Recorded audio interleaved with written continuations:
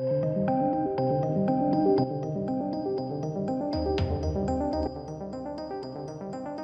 it's a sad day for horror. Texas Chainsaw Massacre, Bloodbath. The directors have been chopped, along with early scenes, as the pickers completely shut down 1 week in. And we've got David Blue Garcia taking the reins. So old directors, gone. Bye-bye. See you later. So much so that whatever they've done is now being scrapped completely.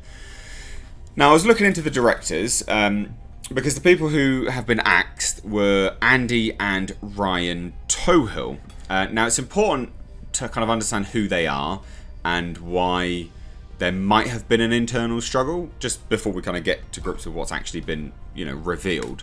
So if we look at them, they've done kind of one thing which is like a big thing for them, which was called The Dig. Which was, after serving 15 years for murder, Callahan returns home to find Sean, his victim's father, searching for the body. Callahan soon realises that the only way to get rid of him is to help. They haven't done anything. So it's Andy and Ryan Tohill. As directors, they've got 4 credits, 3 short films, and 1 feature, The Dig. Nothing wrong with that, by the way, at all. A lot of directors get their breaks by doing short films, and I don't see anything wrong with that at all. But I do feel that movie studios take the piss and they push new directors around significantly. So what happened, right? Well, this is an exclusive to Deadline, and they say that a week into production and there has been major behind the scenes bloodletting on legendary sequel to the Texas Chainsaw Massacre. Directors Andy and Ryan Tohill have exited a film that was a week into production in Bulgaria over some creative differences. Now, the pick picks up where the 1974 Tobe Hooper-directed original let off. Now, few things, like legendary, I've heard that they're pretty decent to work with, so I don't know what's going on there. But them saying that, some creative differences, they've scrapped all early scenes. All of it's done. It's gone. That's not just some creative. That's major creative differences. That is huge disconnect between the directors and the movie studio. That's not a small thing. That is massive. So anyway, the article continues and says that the film is shut down this week, and Legendary has set as the new director David Blue Garcia, an Emmy-winning director-cinematographer whose feature debut was the $58,000 budget Tejano, which premiered at the Dallas International Film Festival before landing on HBO in January. He has shot commercials and branded content for Verizon, Lenovo, Fisher-Price, T-Mobile, and Firestone, and is represented by Ferv and Inclusion Management. Now, that's another name which you probably never even heard of, right? So if we go to him and we see who this is, David Blue Garcia. So who is he? Like, what's he done that's so good over Ryan and David Tohill? Well, cinematographer, he has quite a few credits, right? Not a lot, but small ones. Red versus Blue, episode 1. Yeah, well, 1 episode. I mean, nothing really. Again, and then we go to his directing credits. None. Just his 1 film. And the rest of it, a lot of it is just like short films as cinematographer. So I feel like what's happening here is very much a studio made by committee movie, which is a shame because I think Legendary have made some good things, but this feels very much like a for committee movie.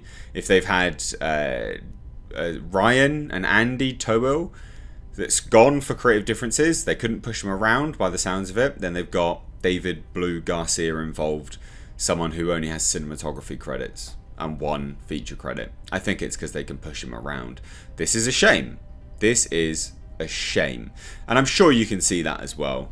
But anyway, it continues further and says that sources said the abrupt change was made over the last 48 hours because financier Legendary didn't spark to what it saw. So Garcia will be reshooting from scratch. So again, that's not some creative differences, that's everything. Literally from scratch. Christ. The film returns to the roots of the Hooper and Kim Henkel creation that was considered one of the scariest films of its era, even though most of the splatter was implied and not shown. But again, that's horror, that's the fear of the unknown, that's why it was so good.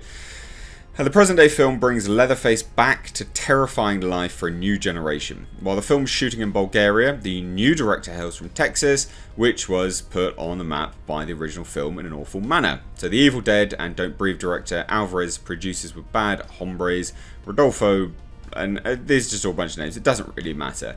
There's no official comment from the production. This is really bad. This is not good news. So, like, a few things to take from it. You know, Andy and Ryan Tohill, they've clearly gone because the studio couldn't push them around. You know, like I say, you only have to have a look at all the credits to they're not getting anyone big, are they, at the end of the day? And yes, this might be a great break for some people, but it is concerning when you're getting no names and people are exiting because of creative differences. It sounds to me, again, most people would agree, I'm sure, that the studio is just looking to push this into a very specific direction. Now, and I think that's a shame, because I think you'd hire short film directors because they've got some creative flair, right? But apparently Legendary didn't like anything. Now, it could be good news as well, because ultimately, it could have been crap. They could have saw stuff and it was terrible. And they went, oof, sod this, let's get some new people in. You know, so it's kind of a two-pronged approach with this, but I am leaning on a somewhat negative manner to sort of, I guess. But what do you guys think of this? Were you even looking forward to this? Because, like, personally, I don't care about returning to the Texas Chainsaw franchise. I think a lot of people tend not to be that worried about doing that, because they did say Leatherface was going to be old in this as well. Old man Leatherface. Not that scary. Not that scary. Like, what's he going to do? How's he going to wield the chainsaw to go massacring around in Texas, you know? Does seem a bit dumb. But whatever. What do you guys think? Let me know down below in the comment section. I'd love to hear it. Do you share any of the concerns that I do? Let me know down below. If you're new here, then please do hit subscribe. You can stay up to date on the world of pop culture and movie news by hitting the bell notification icon. But anyway, guys, give this video a like and a share. Really do appreciate it, and it really does help the channel out. Side note, tomorrow, Tenet review, it's coming. And Unhinged as well, because movie theatres are open in the UK, so I'll get some reviews coming out. But anyway, thanks so much. Take care.